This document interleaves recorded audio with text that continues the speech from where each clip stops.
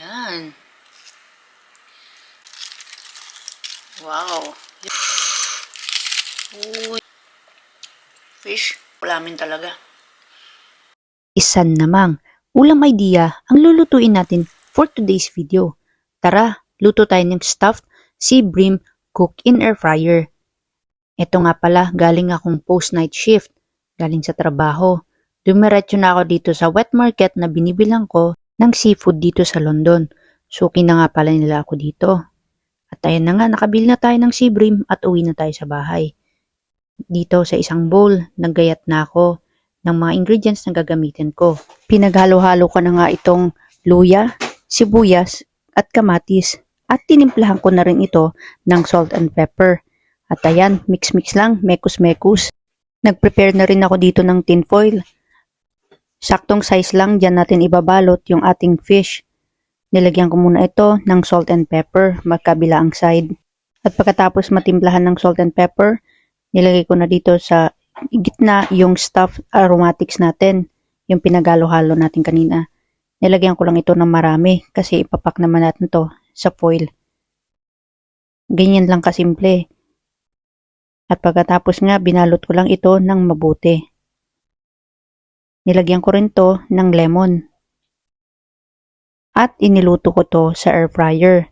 Kung wala kayong air fryer, pwede nyo itong i-steam or ihawin. Comment down below kung taga saan ka para alam namin kung hanggang saan nakakarating itong aming mga videos. Niluto ko pala ito sa settings na 180 degrees in 20 minutes. Sinisilip ko lang to at binabaliktad sa each sides. At ayan na nga, luto na yung ating stuffed sea bream. At syempre, tikiman time. Hindi natin in-steam. Ayan. Wow. Yun, no? Uy. Bagoong. Ito yung ating sea bream. Niluto natin sa air fryer. Tapos may mga kamatis sa loob. Ayan, no?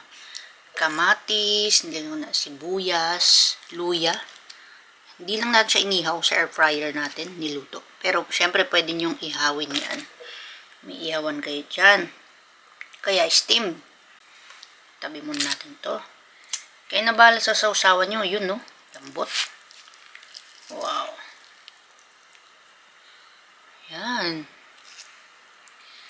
Lagyan natin. Ito yung palaman no.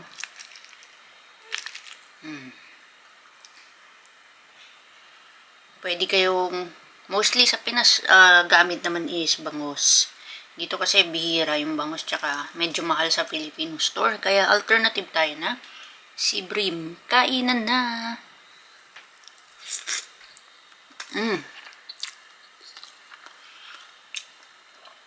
Grabe, ang sarap. Ito yung mga fish. Ito masarap ulamin talaga. Yan, probinsya style. Yan mga nai-enjoy nating pagkain talaga.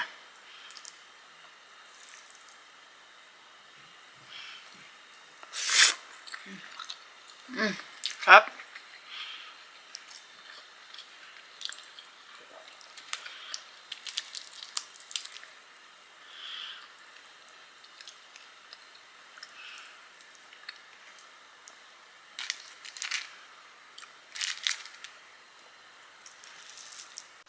Isa namang easy recipe na kayang-kayang gayahin at budget-friendly pa.